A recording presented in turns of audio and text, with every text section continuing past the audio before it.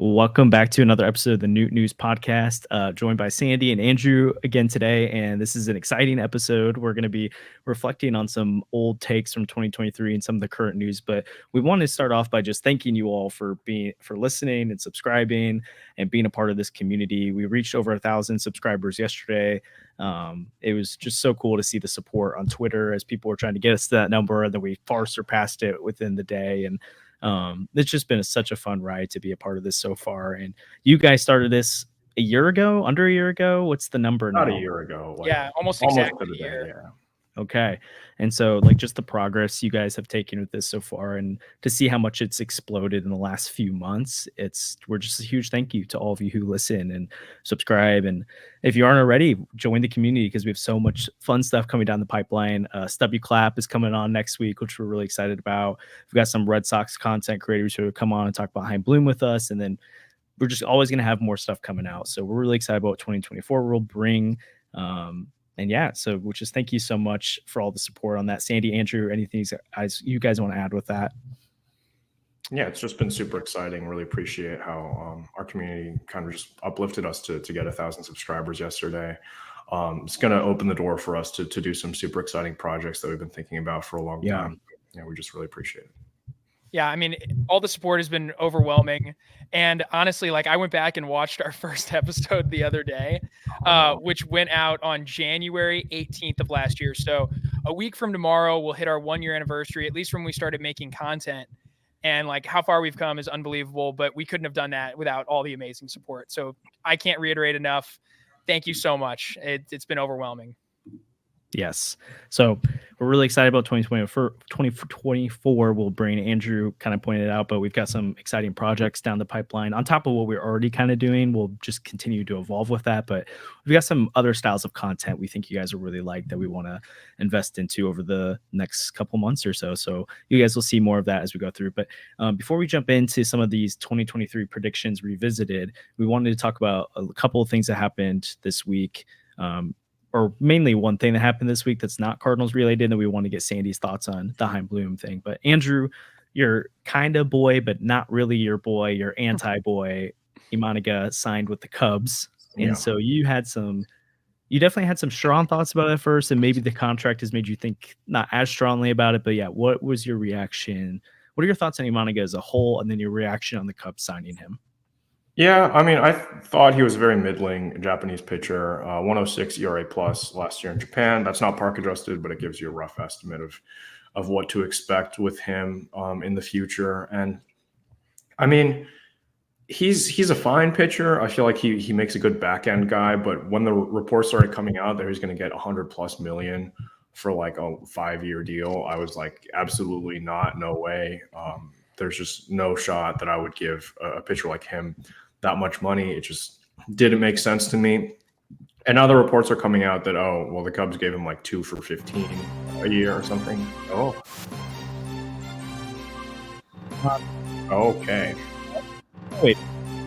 Oh, okay. My bad, guys. What? Listening to auto release. There is breaking news. According to Robert Murray, friend of Fansided here, works for Fansided, Jake Woodford is signing a minor league contract with the Chicago White Sox that includes a spring training invite. So good for Woodford. Good for Jake. Good for Jake Woodford. Yeah, for sure. All right, back to the amount. What? Okay. Sorry, I thought that was significant enough to note. I mean, yeah, maybe we'll get him back in the Dylan Cease trade, but anyway. Sorry.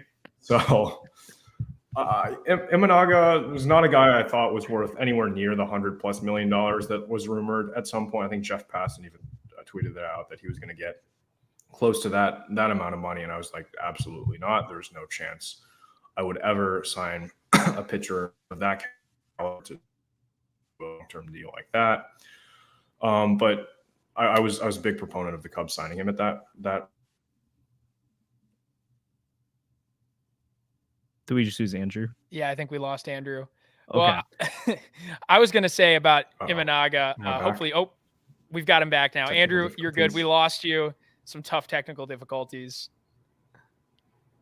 His Wi-Fi is not good. As for Imanaga, I think what Andrew's saying here is basically that he really was not one of those pitchers where it's we're really excited to go give him a huge deal. And with what Yamamoto just got, obviously Shohei Ohtani's been amazing since coming over to MLB. It seems now that a lot of pitchers in the Japanese market are getting a lot of attention and they're getting a lot of money. And so I think what he was mostly saying, and he's been very vocal about it on Twitter, was basically that, Imanaga is not worth that much money.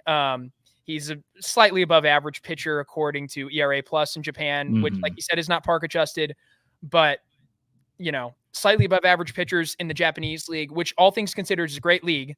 A lot of premium talent comes out of that league. But again, let's not pretend that it's the same hitters that he'll be facing at the MLB level. Yeah. There's not Aaron Judge and Yordan Alvarez over there. Lewis Brinson plays in the NPB. So there's a little bit of a difference there. And then the other thing is he has a serious home run problem. Yep. That's something that doesn't get talked about enough, although I heard them talking about it today on MLB Network. He allowed 17 home runs in like 135 innings last year at the NPB level, which is crazy because they're dealing with a dead ball era. That ball doesn't fly as well either. Just the actual ball itself physically doesn't fly as much.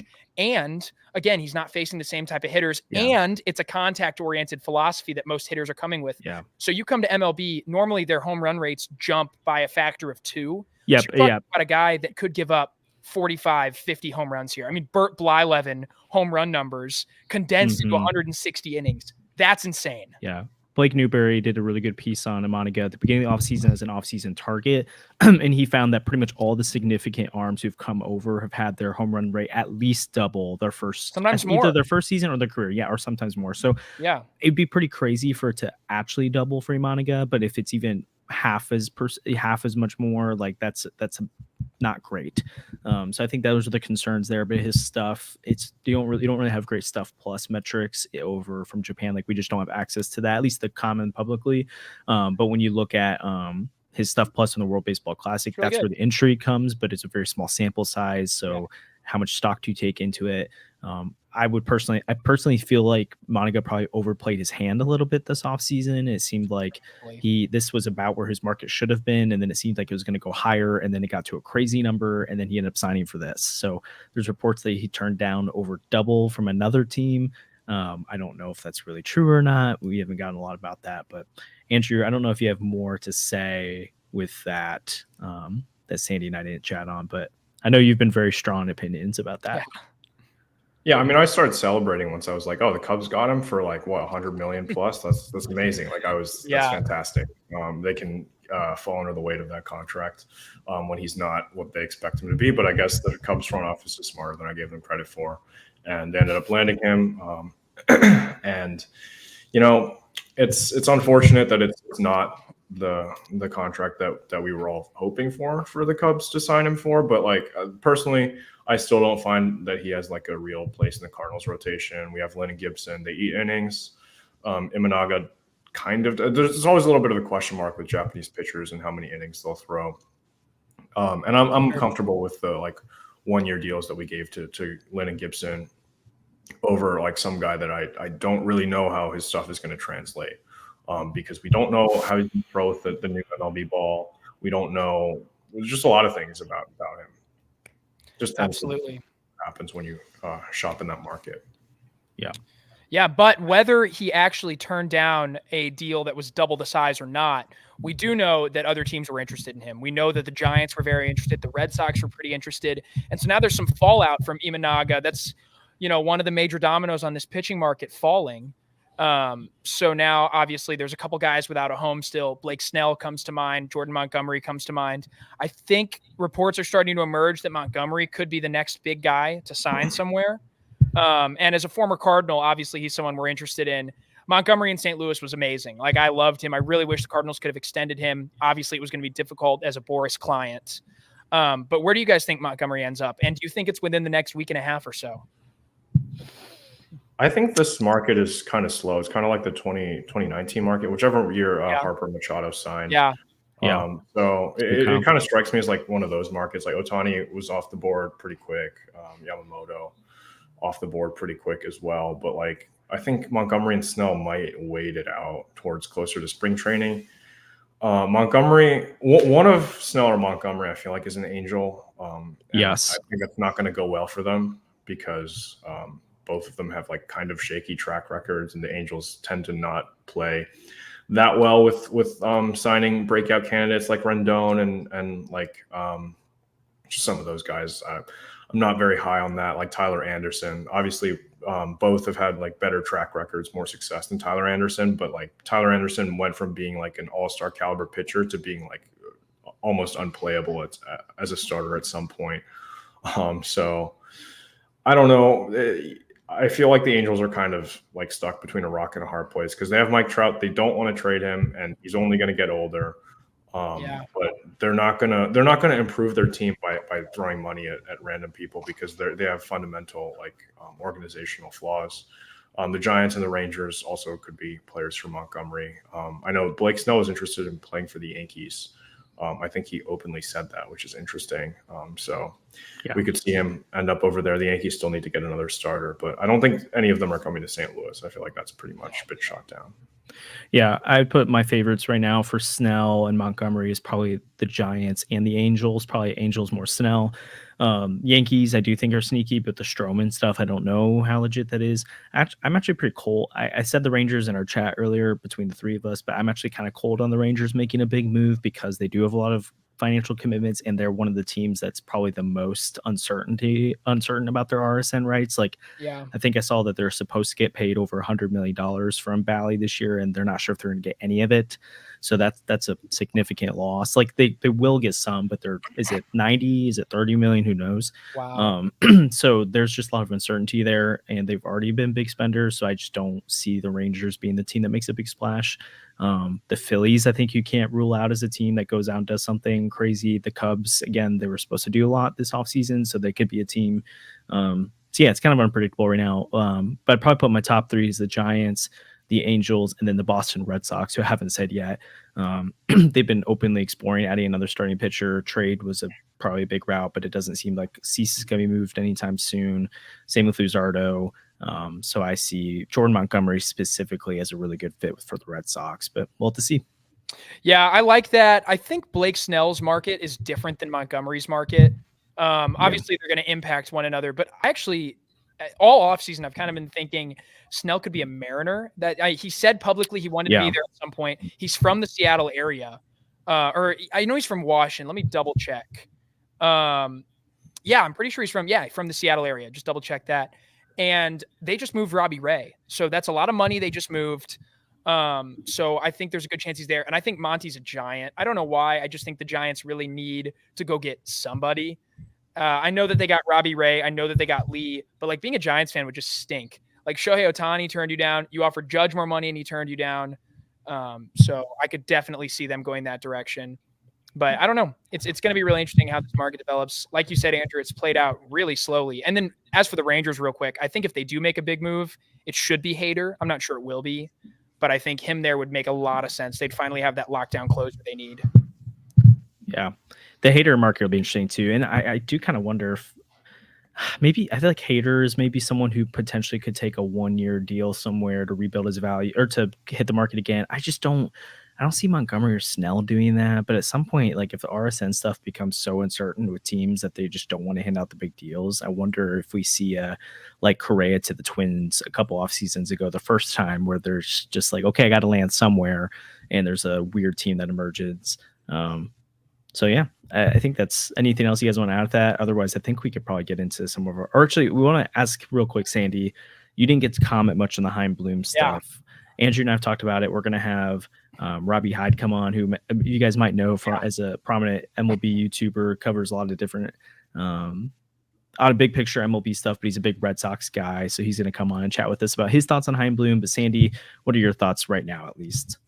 I mean, I'm pretty excited about it. I think it's a really good move for the Cardinals. Obviously, players on the field are what win. Guys in the front office can influence that, and they can build, but they're not going to play for you. So I don't want to get too far ahead of myself. But I think it's a really good move for the Cardinals. He's a guy who obviously gets a lot of the credit for what went on in Tampa, developing that pitching lab. Very analytically minded. He's a young, exciting executive. Also, the more I've learned about the nature of the role, the more excited I am about that. It seems like he's going to be not necessarily like an instructor, but he's not going to be the most visible guy. I heard he's not even moving from Boston. He's staying there. It's a part-time thing, which is good. I just think like for him, he's going to be another line of defense for the Cardinals, another guy that you have to get stuff cleared with if you're going to make a deal, another set of eyes on everything. And then I also wonder, I heard some people commenting this. I really do wonder if Mozeliak is thinking about his legacy and being done, is Chaim Bloom the guy they bring in to groom as a replacement for him? I'm not sure. Obviously, I think Mozeliak could stay around for a lot longer and it wouldn't surprise me. But again, a lot of people at different times have speculated that he could be out the door in 2 or 3 years. It's kind of all up to him, honestly. He can stay as long as he wants. He's been really good. So yeah. And I would say it's less speculation and more like the likely route, because Mozeliak, even when he signed the extension, kind of alluded to it. He just didn't confirm it. And it's less about him leaving the Cardinals and more about moving into more of an executive business ownership type role. John Denton did say today that he asked if Chaim Bloom's hiring was the start of the process of a succession plan, and Mozeliak said it wasn't, as Bloom is just merely in a part-time role.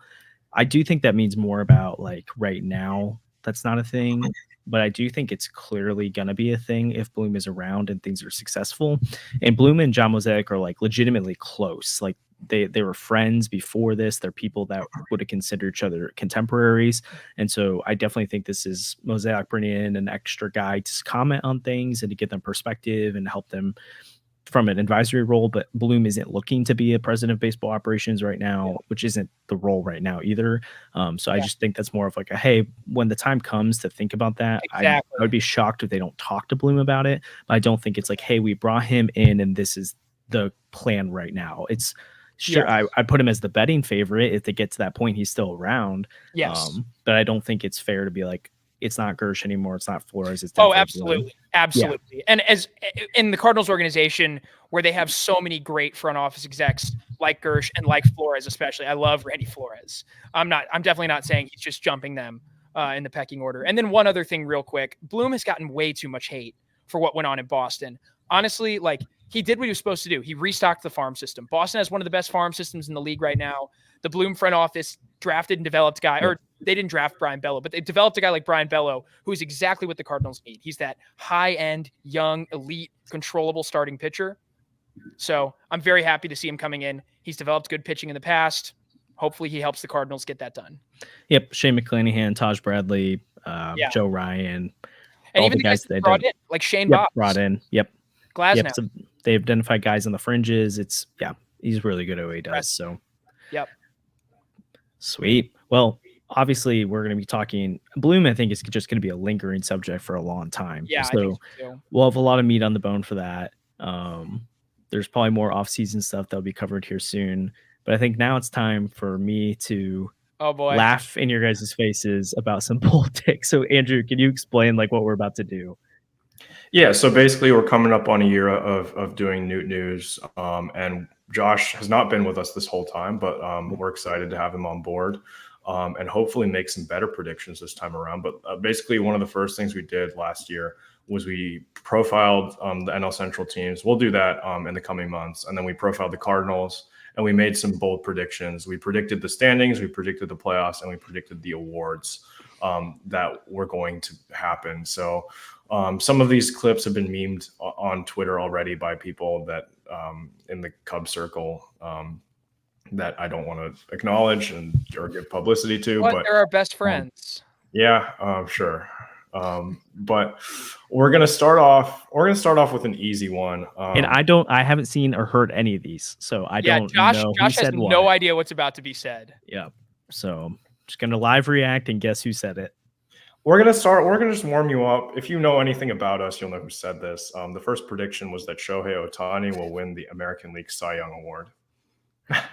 Yeah, so I will never forget coming on the Newt News podcast. I hadn't heard of it and was like, oh, interesting. And then the first question I was asked was, will Shohei Ohtani sign at the Cardinals by Andrew? And I laughed. It was like, why is this a question? And then I got asked the second time I was on too. And I'm like, dude, no, it's not happening. So yes, Andrew, you definitely predicted he was going to win the Cy Young. Bro, that's totally something I would say. What are you talking about? Yeah. I mean, to be fair, it wasn't like something that was off the table until he heard No. Yeah, it could have happened. wasn't the best take. That Oh, I wait, are you Not the talking worst about? take. Wait, Yeah, are you yeah. talking about signing at the Cardinals or the? No, Shohei Cy Ohtani Young? will win American League Cy Young. Like that's Okay, I was like, signing the Cardinals was always off the table, but Cy Terrible Young, take that was all the definitely on the time. table. okay. Definitely. Okay. Well, do you want to take a guess as to who Sandy said would win American League Cy Young? Shane McClanahan. That's my guess. But it is Okay, somebody. give me It one is more. somebody that you talked about in your trades episode. Wait, I think I Framber might know. Valdez. I don't even remember, man.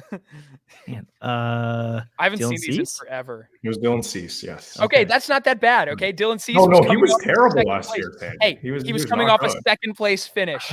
Dylan Cease 2022 Yeah. was magical. You should have said Sonny Gray, and you would have gotten more points than me. Oh, that would have been amazing. Some of my predictions weren't that bad. All right, keep it moving. That's terrible. Okay. Well, we'll mix some other ones in there that are Cardinals oriented. We'll have a really bad one real quick.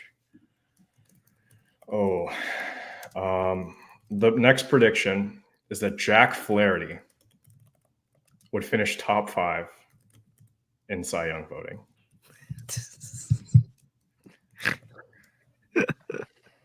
Oh wow, that came close to happening. He even finished top 5 in the Orioles rotation. It's tough.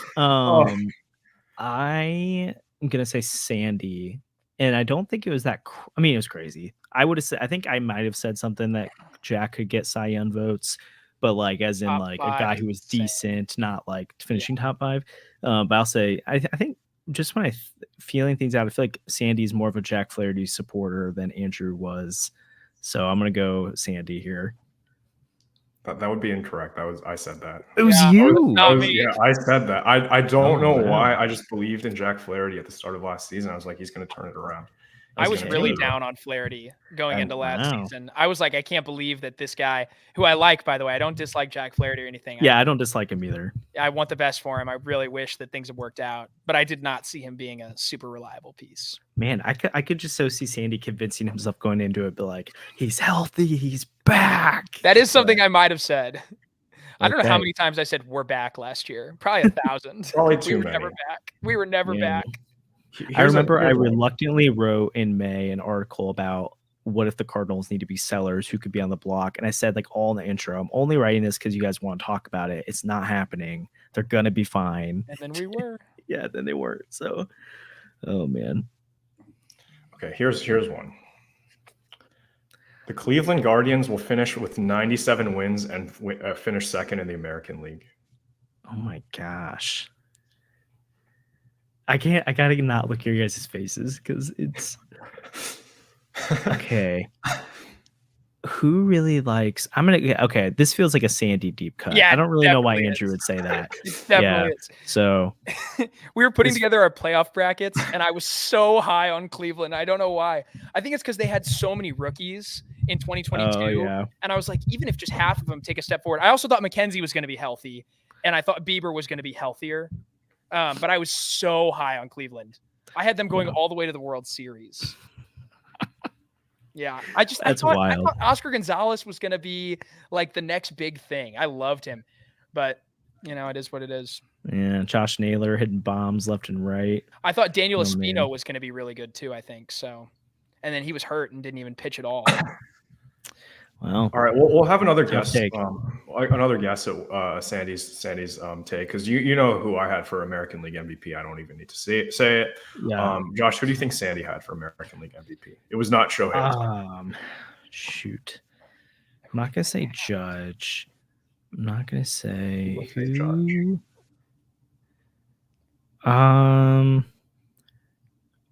I think it was like a really crazy thing. Now that I'm thinking about it, Was it like? It wasn't that crazy. It was just like, I don't know. I don't think he would have said Corey Seager. Kyle Tucker. Nope. that's not a terrible Um, guess. I would have said that. Oh, Vladdy. Yeah. How about Vladdy? Nope. You're getting colder. Okay. AL Central. Oh, he said guard. Oh, Jose Ramirez. Nope. You were in the right J-Ram. division to start. You were in the right I division. love Okay. J-Ram. Mike Trout. Oh, Julio Yeah, it Rodriguez. was Mike Trout. Mike Trout. Mike Definitely Trout. Mike Trout. Okay. I love Mike Trout. You love Mike Okay. Trout. Mike Trout was not was the second best player on his own team.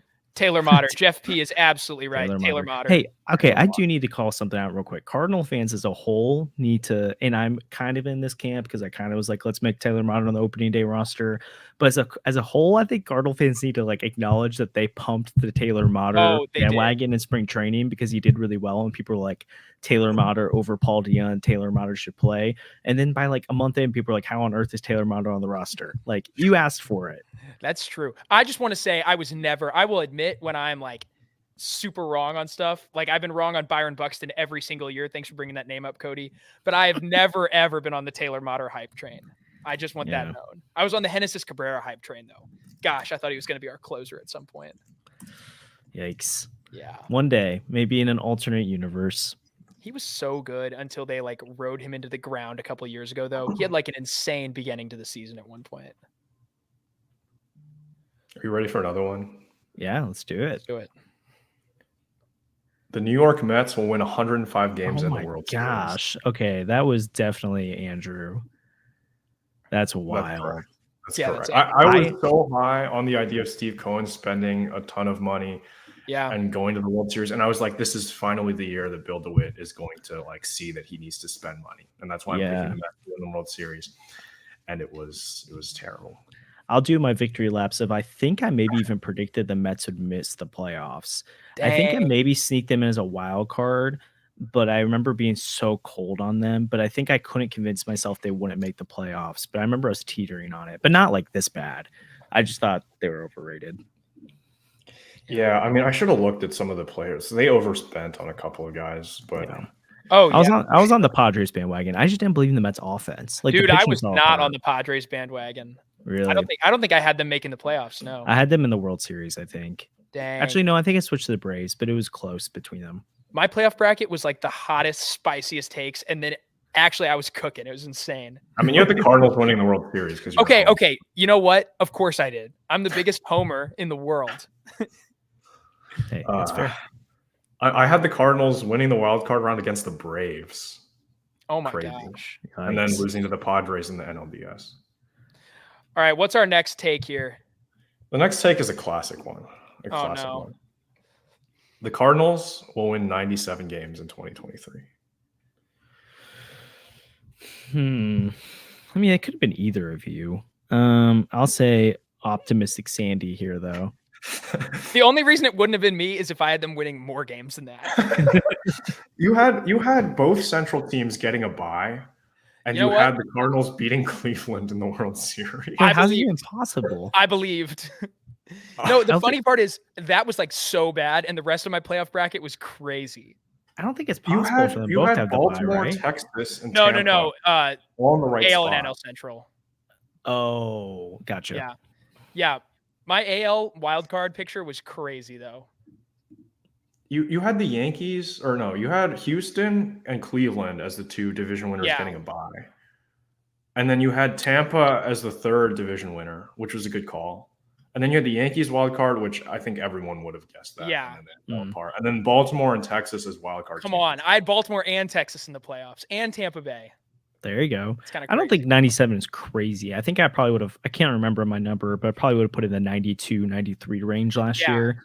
And I think Charlie Marlowe might have said it today in his podcast, which I think is a good point. Like, I think sometimes people look at the opening day roster and are like, how can you predict a team to win 86? Like, if I'm in the 88 range with the Cardinals right now, it's like, I'm also assuming that if they're in the hunt, they're going to buy at the deadline.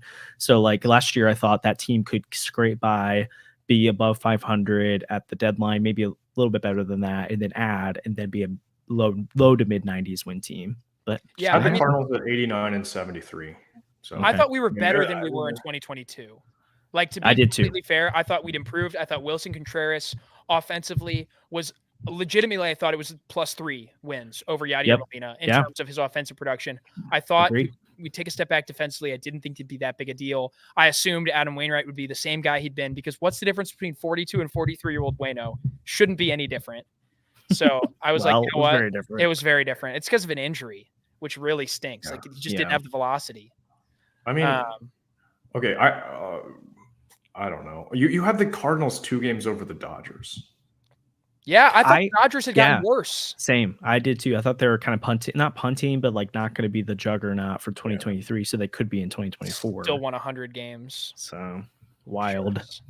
Yeah. All right, let's well, do the next I had one some here. bad AL takes, but like if I just say them, then Josh is gonna know that I said them because we already revealed Sandy's AL That's takes. fair. But like, okay, so who do you think? Like, what do you think my ranking was? Like, who are my 3 division winners? I'll say Angels because you wanted Ohtani in the playoffs. No. Oh, okay, fine. Mariners As the AL West winner? Yeah. No. Astros? Yeah, I had the Astros. Okay. Astros, White Sox. No.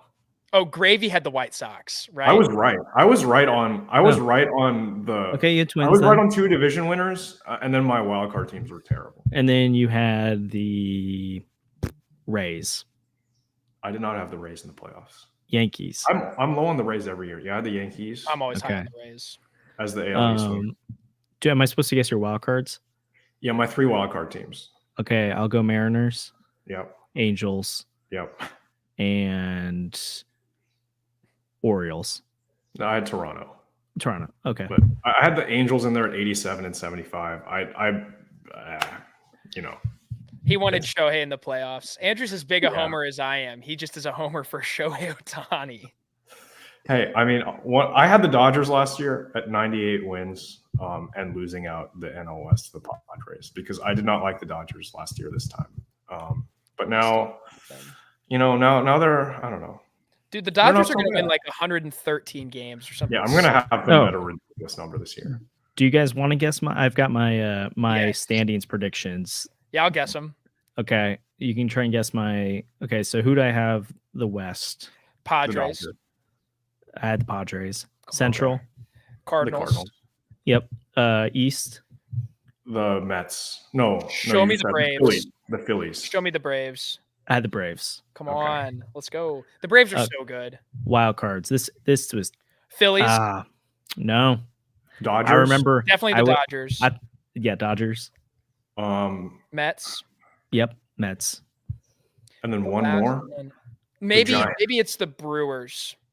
I had the Diamondbacks. Okay. Oh, that's a good call. Yeah. Thank you. I remember it was between the Mets and the Phillies, and I thought both of them were going to underperform, and I had to have one miss the playoffs. I couldn't have them both, and I picked the Phillies to miss, which was I wish I would have picked the Mets. Oh, that'd been so good. Okay, AL West. Astros. Yeah, Astros. Yep. Central. Guardians.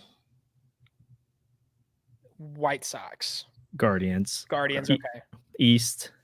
Yankees. Yep.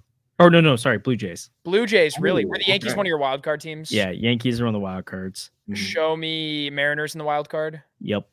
And sorry, I didn't let you guess. Rays. Yeah, Rays is a good guess. Angels, and I remember I picked them slightly over the Orioles. I really wanted the Orioles. I'm just saying, calling Rays, Orioles, and Rangers in the playoffs is my best take ever.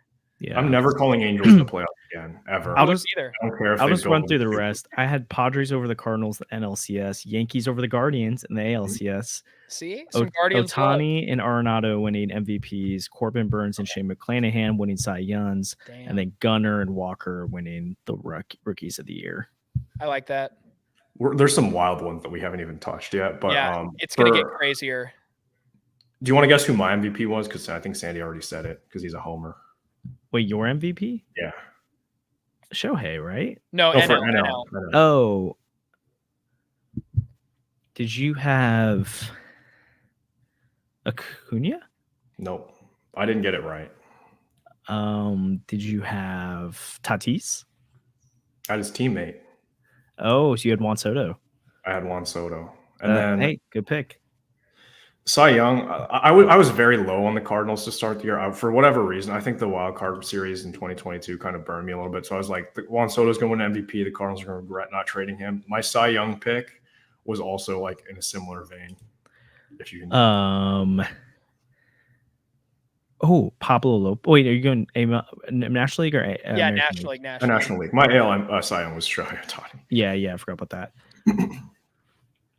Who was someone that they could have acquired that Well, they not someone did. that they could have. Well, Oh, it doesn't have to be Zach someone. Allen. Yeah, it was Zach Allen. Yeah. And my rookie of the year was not. Well, my rookie of the year was Kadai Senga, but Okay. yeah, I think he finished top 3. Sandy had Corbin Carroll. Yeah, let's go. I got both rookie of the years right. That is one thing I did. Who was my MVP for the National League? It was Arenado, right? And your Cy Young was you should know your Cy Young. Miles Michaelis. No, did I pick I think I know who I picked. Who am I guessing? Yeah, take one guess. I think I know who it is. I might not though. Let's go Zach Wheeler. That's not that bad, I guess. Was it Sandy Alcantara? Did I pick Yeah, him you picked back? Sandy. Yeah, dude, I'm like this is deep Newt News lore. I'm like a huge Alcantara fan. I was so mad when they traded him just because we have the same name, okay? Yeah. I remember when he was a prospect, I was like, that guy's named Sandy? Come on. He must be good. Yeah, and he was I'm a huge awesome. Kisner fan. I was so sad that they let him go. Yeah, that's funny. Oh my goodness. Get Our back to the League- bold predictions. Those are like the really bad. The bold predictions. You hit some of your bold predictions weren't that off. So I mean, like I have 2 other bold predictions that you said on like the said on the episode. You can give Josh really those. But mix them in there. I'll do a different. I'll do one of the bold predictions real quick. We'll see. This one's really bad. The next bold prediction is that Adam Wainwright will throw a no-hitter at some point in 2023. Yeah. I like no-hitters. I like no-hitters a lot. And I said it would be for win number 200 as well. I was like, it's going to be win number 200. And I was like, this is going to be in like May. It's not going to be. He had a vintage performance. He did for win 200. So that's close. But he didn't throw a no-hitter. So it was probably his best start of the year. So that was close. Yeah. It's unfortunate. I'm so glad he just got there. I'm so glad he got there. Yeah. I think the next one will be obvious, but it's just funny.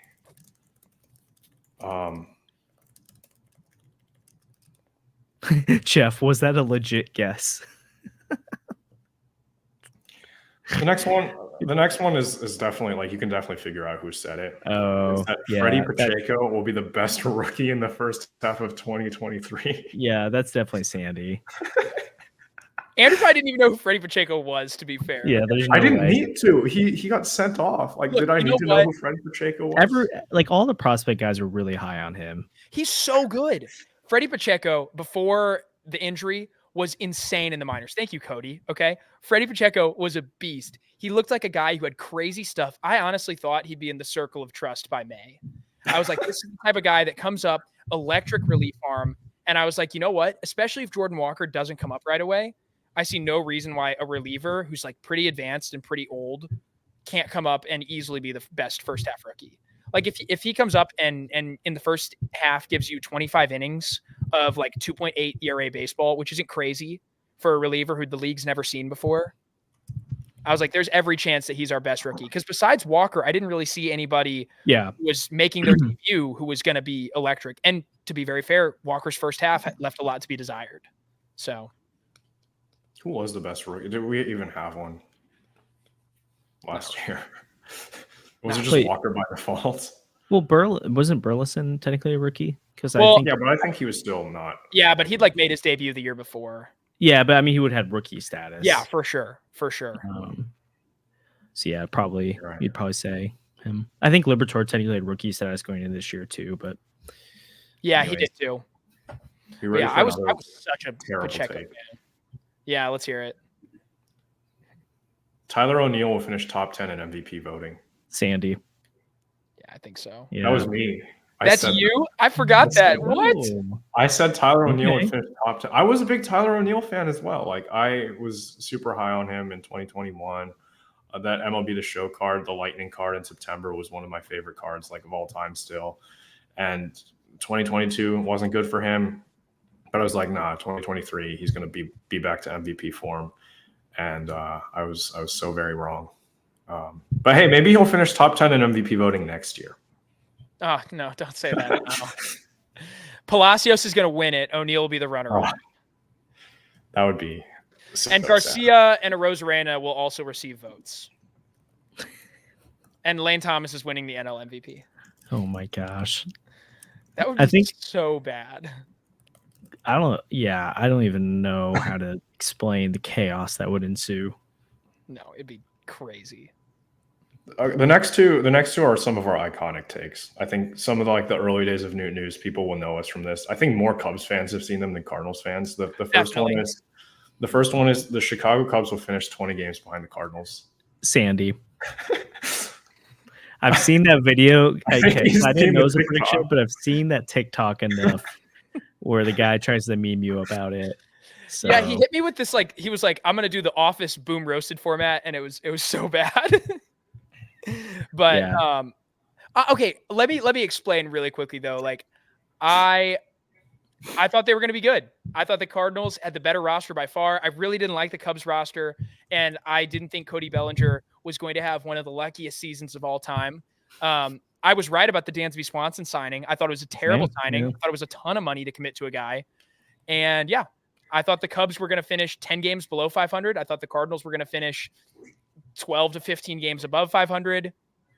That's almost a 20-game lead right there. Yeah, it doesn't when you break it down like that, it doesn't sound as crazy. Yeah, it's just kind of funny that it flipped basically. Well, and one other really funny thing, so some Cubs fan was arguing with me that the Cubs had a better recent history than the Cardinals because of their World Series title, and I averaged how many wins both teams had every single year since 2007, so the year after the Cardinals won the World Series. I wasn't even taking into account our 100-win teams in 04 and 05, and the Cardinals on average since then.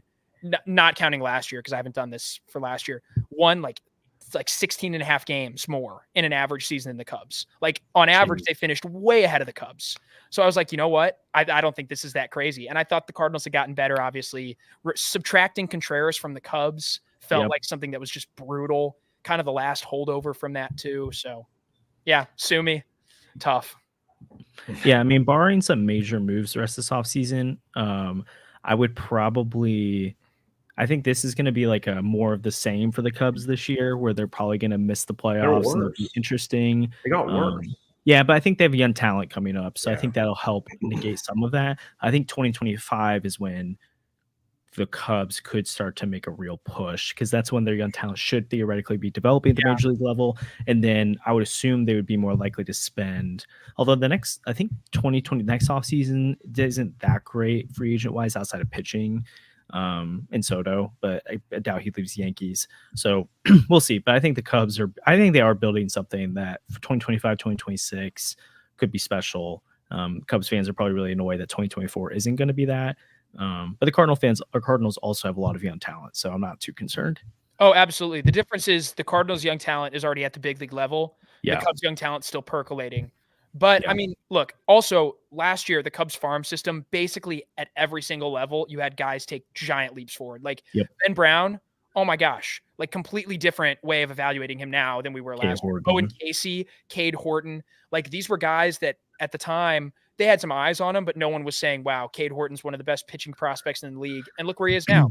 Yeah, and Brendan Davis was coming off a really bad year, so some of their top prospects at the time were guys that had just underperformed. So and Brendan Davis, I wouldn't say anymore is at all the jewel of that system. Oh no, but when we would have made the prediction, he would have been one of the guys that was supposed to be. Yeah. So to your credit, there wasn't Yeah, I looked at it and I was like, I don't even see what the future is here. Yeah. But now it's very clear the future is 6 guys that are all studs, which really stinks as Cardinals fans. But yeah, I'll give the Cubs credit where credit's due. They've done a great job developing their young system. Are you ready for the last one, Josh? Yeah. The last one, I don't know if that was I think this one is more of an iconic take from the Newt News crew. The next prediction is that the St. Louis Cardinals will have 7 All-Stars in 2023. Okay, I think I said that same thing. Yes! 6. I'll look. I had 6 or 7. But you had a lot. 6 All-Stars. Sandy. Yeah, it's definitely me. Okay, here's the path though. Goldie Arenado. There is a great path. Absolutely. Second base, one of Donovan or Gorman. Helsley. And then, I mean, Michaelis had just made it the year before. Yep. You could argue Edmund possibly could have snuck his way in there. Walker, there was a lot of guys that made sense. Oh, yeah, obviously, it went absolutely. really cold. And honestly, they could have had 4-ish this year. Like, Gorman really should have been one, but he had like a historically bad June. So it bumped him out of people's minds. Contreras should have been. Nolan Arenado was one. Helsley got hurt. Otherwise, he would have been. So that's like 3 or 4. Absolutely. I have Sandy 7 right here. It was Goldschmidt, Arenado, Edmund, Contreras, Helsley, Walker, and Adam Wainwright. So the Waino thing, hold up. The Waino take, this was before we knew the velocity was down. If Waino has the exact same season he had a year ago, or like in 2022, there's no reason that Waino doesn't get the fan vote in. I think if the Cardinals were winning and Waino was pitching the fan vote doesn't vote pitchers. Oh, you're right. But I think you were going to say like a legacy player like Pujols, but no, because he's not on that level. As much as I wish Waino was on that level, he's not. But I absolutely could have seen that. What was that? Here, go to the last few again, because I thought there's another one. Edmund, Waino were tough. Walker. Was there another one in there that's kind of weird? I don't think so. Michaelis. Oh, yeah. Michaelis was but like Michaelis was so good in 2022. Like again, same thing as Waino. Both Waino and Michaelis, though. Yeah, but again, this is a guy who thought the Cardinals were going to win a lot of games. That's true. And for them to get there, they have to have some good. But yeah, I don't know. The Edmund thing, my thing with Edmund has been, if the Cardinals are really good, usually it's because Edmund's having a good season, because he's the type of guy that accrues value everywhere. And I think in this day and age, it's easier than ever for a guy like Tommy Edman, who racks up a bunch of WAR in a good season, to get attention for it. I mean, you remember like Cedric Mullins, MLB Network literally campaigned for him, and he got into the All-Star game. Every single day, it felt like I was listening to the radio. They're like, I can't believe Cedric Mullins isn't leading the fan vote. And that's kind of how I felt about Tommy Edman at one point, where, he could be a 4-WAR player in the first half, and no one would be shocked if he's stealing a bunch of bags and playing really good defense at shortstop. So, yeah. I mean, there were 4 other incorrect takes that were like not as bad. Sandy had one, Cardinals top 3 team in NL by OPS plus. That would have happened if we probably stayed healthy and whatnot. Donovan hits 15 home runs. Or might have happened if he was healthy. And then 2 of mine were Lars Nootbaar's an all-star, which would have been arguable if the all-star game was at the end of the season, because he had, I think, the second most B-WAR on the team. And then the Cardinals get an ace at the trade deadline, which obviously was not going to happen given the way they played. So like I have that too, which I think it like even going back though, it would have been tough to pull off, because basically the only aces moved outside of or frontline guys besides Montgomery were Scherzer and Verlander, which I don't necessarily think the Cardinals would have done either of those. Was there another guy I'm missing, like a frontline guy that got traded? I don't know, but like our graphic had most of our predictions were player centric. So Josh, I bet I'll give you one guess as to which pitcher was next to my prediction. Ohtani. Yeah. Anyway, so the Ohtani fandom runs so deep. It started so long ago too. Like it's been there since I drafted him 17th in the 2021 fantasy draft. I was like 17th round, not 17th round. 17th round. Yeah. Oh my goodness. Yeah. All in all, though, these takes, like it's obviously really funny, and like of course they're bad takes. This is a Cardinals podcast. All of us have grown up as big fans of the Cardinals. I've been watching Cardinal baseball since before I could remember. So of course, like on a year in, year out basis, I'm probably going to overshoot the Cardinals projections by a couple of games. Hopefully it's not this bad every single year, right? But to be very fair, I also don't think these are the craziest things ever. I don't think it's unfair to assume that the Cardinals were going to win the division. I can't really find any major analysts who didn't pick the Cardinals to win the division last year. It looked like one of the least competitive divisions in baseball to start the season. Everything went wrong for this team. Hopefully it's not the same way in 2024. And we'll be releasing our, next year of bold predictions. Also, these are bold predictions, remember. These were the 5 bold predictions. Some of the award stuff was ridiculous. Like that was just like, who do we think is going to win the award? I can almost guarantee you that Sandy's going to have a homer NL Cy Young pick, and I'm going to have a homer NL MVP pick. But, it's just the way it goes. We'll see. We'll see what happens. The way it goes. The way it goes. I mean, I had the Angels in the playoffs last year. What was I thinking? Happens. I had the two of us, for our World Series pick, we picked 4 different teams to make the World Series, and only one of them made the playoffs, and that was the Blue Jays for me in the AL. That's crazy. So, yeah, we'll do better this year. We'll do better this year, and then Sandy's going to pick Dylan Cease again to win NL Cy Young, and he's going to do it with the Cardinals. Yeah, I would love that. Could happen. I'm going to be really interested to see what our bold takes are, which we'll wait to do this for a little bit until closer to spring training. I put out an article, Redbird Rants, that is somewhat about the 2024 season, but some of it is more big picture 2024, so relates to next off season or the season as a whole.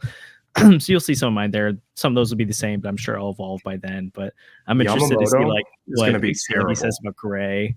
Oh, Yamamoto is going to be terrible. Gray. The Dodgers are going to try to send him to the minor leagues. He's going to say no, and then he's going to force a trade out of LA to the Cardinals, and then he's going to be an ace. Wow. I can't even believe you would let yourself say Yamamoto will be terrible, but that's fine. Yeah, I mean, that's fine. Hey, Kareem, what's up, man? What's up, Kareem? So, Kareem seeing how much of an idiot we were last year. Oh, man. It's actually so crazy that we said some of that stuff. It is wild.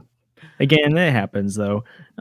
So as we're wrapping up, again, we're gonna have we'll have some content this weekend for winter warm up. I'll be there doing some interviews with players and stuff. So it looks like I just got my schedule, and John Moselle could be first one up on Saturday. So we'll make sure. Were you interested in any 2-way players this offseason? That's true. Hey, we've got Sonny Gray right after him, so Sandy, I'll have to make sure we talk to him a little bit. So I'll have some stuff with the interviews, and we'll bring some of that to the podcast, but then we'll all 3 be there just hanging around as well. So we'll make sure to let you guys know how to see us and if you guys want to catch up at all or chat, and we'll have some content there. Next Wednesday, we got Stubby Clap coming on, so that's going to be really fun. We've got Robbie Hyde, who's a big MLB creator / big Red Sox fan, who's going to be coming on at some point, talk about Chaim Bloom. And then obviously all of our reactions to anything going on Cardinals. So stay tuned and subscribe if you aren't already. Again, thank you for all the growth that we've had in just like last few months. And we're just really excited about 2024 brings. So hopefully our takes are a little bit better than these bold ones and crazy ones were. But I also think the Cardinal season will be a little better. So I don't think they'll be as wild and off, but who knows? I mean, again, they're bold predictions, right? So the ones you get wrong, you're going to crash and burn. And when you get one of them right, it's like, wow, I'm the only guy in the room that said that. One of your bold predictions was that you got right was Miles Michaelis is extended by May 1st. And I don't know how bold that was. Well, when we said that at the time, though, those extension talks hadn't really started. That's true. To be fair, I don't think a lot of people were thinking about that. They were more looking to acquire pitching for long term, and the Cardinals hadn't done that yet. And some people thought Montgomery would be the guy, but so maybe he's like a aggressive take, but not bold necessarily. I don't know. But I give you points for it. You got your bold take right. I said Dylan Carlson become the clear 4th outfielder, which I felt like was bold because remember last spring people were like Carlson's gonna prove himself every day. Dylan, people were on that train. So, anyways, just another of the guys where it's like we have no idea what 2024 holds for him. Yep. So, but we do know 2024 holds for the podcast, and it's exciting. Right? So, again, thanks everyone for tuning in. Again, if you're joining us for the first time or listening for the first time, please subscribe, like. It helps out the channel a ton. Again, we got content coming this winter warm up. Stubby Clap coming on. We got a bunch of stuff coming up. So really fun, exciting podcast. And thanks again for tuning in, and we'll see you guys next time.